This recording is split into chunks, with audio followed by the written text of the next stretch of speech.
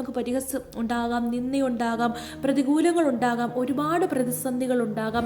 എന്നാൽ ഇരുൾ അടഞ്ഞ വഴികളിൽ തിരുനാളമാകുവാൻ ഇന്നത്തെ ചിന്ത. ദൈവത്തിന് മഹത്വം ഉണ്ടാകട്ടെ. എന്ന ചിന്തയ്ക്കായിട്ട് നമ്മൾ എടുത്തിരിക്കുന്നത് മീഖ അതിൻ്റെ 4-ാം അധ്യായമാണ്. നമ്മൾ മീഖയെ പറ്റി നോക്കുകയാണെങ്കിൽ ചെറിയ പ്രവാചകന്മാരിൽ 6-ാമത്തെ പ്രവാചകനാണ് മീഖ പ്രവാചകൻ. അതേപോലെ തന്നെ മീഖ എന്ന വാക്കിനർത്ഥം യഹോവയുടെ സദൃശൻ ആരുള്ളൂ. അപ്പോൾ ഈ മീഖായുടെ ഓരോ അധ്യായങ്ങളും വളരെ വ്യക്തമായിട്ട് നമ്മൾ ഈ ദിവസങ്ങളിൽ പഠിച്ചുകൊണ്ടിരിക്കുകയാണല്ലോ.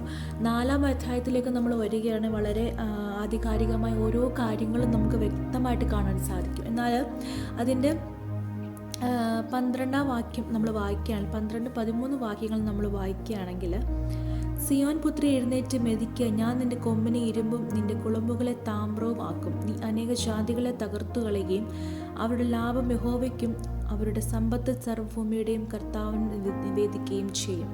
അപ്പോൾ ഇതിനകത്ത് നമ്മൾ ഓരോ കാര്യങ്ങളും വളരെ വ്യക്തമായിട്ട് പഠിക്കും. എങ്കിൽ പോലും നമ്മൾ ഓരോ ദിവസവും നമ്മൾ ഈ വചനം വായിക്കുമ്പോൾ, നമ്മൾ വചനം പഠിക്കുമ്പോൾ അത് നമ്മുടെ ജീവിതവുമായി ബന്ധപ്പെടുത്തി നമ്മുടെ ജീവിതത്തോട് അനുകൂലമാക്കി നമ്മൾ അതിനെ പഠിക്കുകയാണെങ്കിൽ നമുക്ക് ആ വചനത്തോട് കൂടുതലായി അതിനെ നമുക്ക് സ്നേഹിച്ച് ആ വചനത്തെ ആശ്രയിച്ച് മുന്നോട്ട് പോകാൻ ദൈവം നമ്മളെ സഹായിക്കും.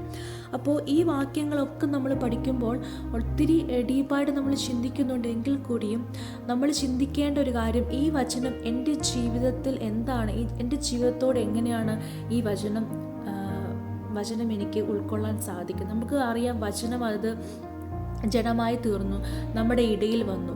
ഈ ദിവസങ്ങളിൽ ഈ വചനം നമ്മുടെ ഇടയിൽ നിൽക്കുമ്പോൾ നമ്മുടെ നമ്മുടെ കർത്താവായി നമ്മുടെ ഉള്ളിൽ നമ്മുടെ ഓരോ ആവശ്യങ്ങൾ, നമ്മുടെ ഓരോ പ്രവൃത്തികളിൽ വചനമായി നമ്മുടെ ഉള്ളിൽ നിൽക്കുമ്പോൾ ഈ വചനം നമ്മൾ ഭക്ഷിക്കുക മാത്രമല്ല, അതിനെ നമ്മൾ ഓരോ ദിവസം ഭക്ഷിക്കുന്ന അതിനോടൊപ്പം തന്നെ അതിനെ നമ്മുടെ ജീവിതത്തിലേക്ക് നമ്മൾ അതിനെ കൊണ്ടുവരാനും ശ്രമിക്കണം. അപ്പോൾ ഇതിൻ്റെ ഓരോ വാക്യങ്ങൾ വായിക്കുന്നെങ്കിൽ കൂടി ഈ ഒരു വാക്യത്തിൽ പറയുന്നുണ്ട്, സിയോൻ പുത്രി എഴുന്നേറ്റ് മെതിക്കുക, ഞാൻ നിന്റെ കൊമ്പുകളെ ഇരുമ്പും നിന്റെ കുളമ്പുകളെ താമ്രവുമാക്കും.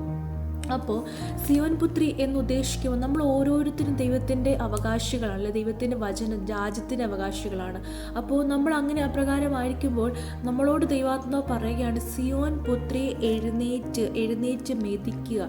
അപ്പോൾ നമ്മൾ ഈ ദിവസങ്ങൾ അടങ്ങിയിരിക്കാനുള്ളവരല്ല. നമുക്കൊക്കെയും അറിയാം, നമ്മുടെ കാലം അത് അന്ത്യത്തിലേക്ക് കുതിച്ചുകൊണ്ടിരിക്കുകയാണ്, അല്ലെ, ദൈവത്തിൻ്റെ വരവ് ഏകദേശം അടുത്തുകൊണ്ടിരിക്കുകയാണ് എന്നൊക്കെ നമുക്കറിയാം.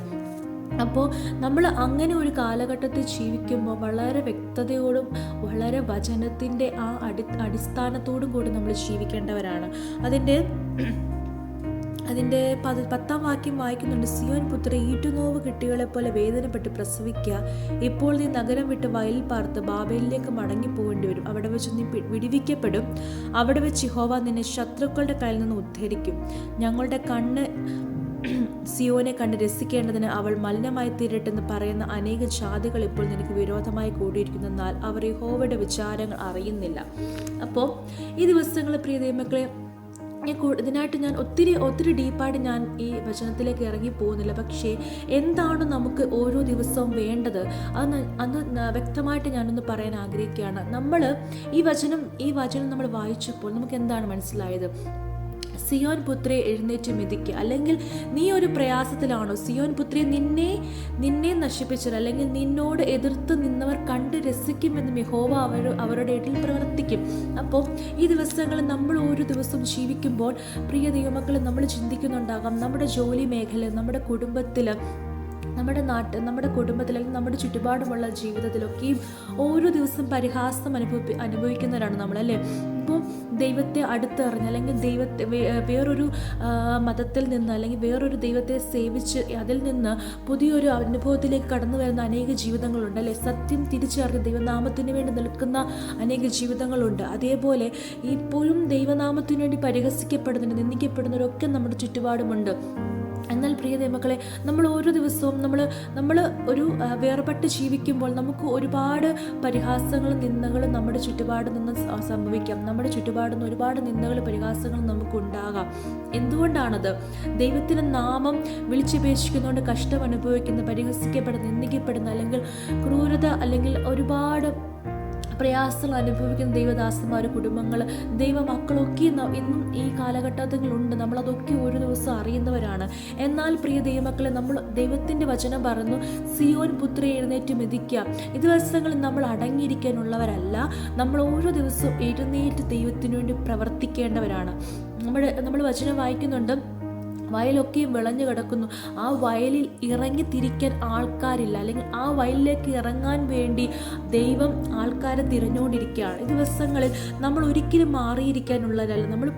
നമ്മൾ ഓരോ ദിവസവും ദൈവത്തിന് വേണ്ടി ജീവിക്കുമ്പോൾ നമ്മുടെ പ്രായമോ നമ്മുടെ വിദ്യാഭ്യാസമോ നമ്മുടെ കുടുംബ മഹിമയോ ഒന്നുമല്ല ദൈവം നോക്കുന്നത്.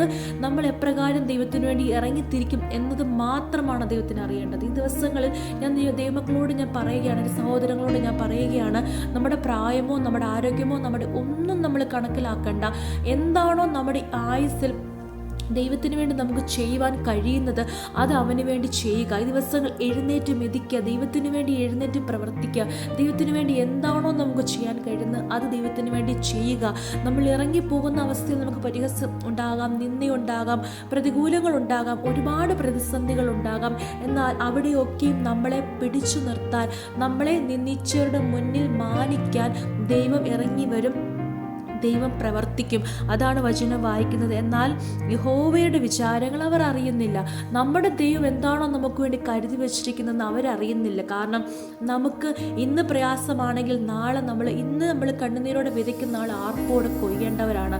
ഈ ദിവസങ്ങൾ അപ്രകാരം ദൈവത്തിൻ്റെ വയലിലേക്ക്, അല്ലെങ്കിൽ ദൈവത്തിൻ്റെ ഓരോ കാര്യത്തിലും നമ്മൾ ഇറങ്ങിത്തിരിക്കുമ്പോൾ വളരെ ശ്രദ്ധയോടെ, വളരെ പ്രാർത്ഥനയോടെ, വളരെ ആഗ്രഹത്തോടെ, നമ്മുടെ ഹൃദയത്തിൽ വളരെ സന്തോഷത്തോടെ നമ്മൾ ചെയ്യുകയാണെങ്കിൽ അതിന് ഉറപ്പായും ഒരു പ്രതിഫലം ഉണ്ടാകും. ദൈവം നമ്മളെ ഒരു ദിവസം മാനിക്കും. ഈ ദിവസങ്ങളിൽ ഇന്ന് നമ്മൾ കഷ്ടപ്പെടുകയാണോ, ഇന്ന് നീ നിന്നെ അനുഭവിക്കുകയാണോ, ഇന്ന് ചുറ്റുപാടുകൾക്കിടയിൽ നീ ഒരു ചോദ്യചിഹ്നമായി നിൽക്കുകയാണോ, എവിടെ ഞാൻ സ്റ്റോപ്പ് ചെയ്ത് നീ നിൽക്കുകയാണോ, എന്നാൽ ഇന്ന് നീ ആ സ്റ്റോപ്പ് പറഞ്ഞെടുത്ത് നീ ഒന്ന് സ്റ്റാർട്ട് ചെയ്യാൻ തയ്യാറായെങ്കിൽ ദൈവം നിൻ്റെ ഓട്ടത്തെ സ്ഥിരതയോടെ ഓടാൻ ദൈവം നമ്മൾ ഓരോരുത്തരെയും അതിനായിട്ട് ഉപയോഗിക്കും. ഈ ദിവസങ്ങൾ ഉപയോഗിക്കപ്പെടാൻ നമുക്ക് ആഗ്രഹമുണ്ടെങ്കിൽ ഉപയോഗിക്കാൻ ദൈവം എപ്പോഴേ റെഡിയാണ്.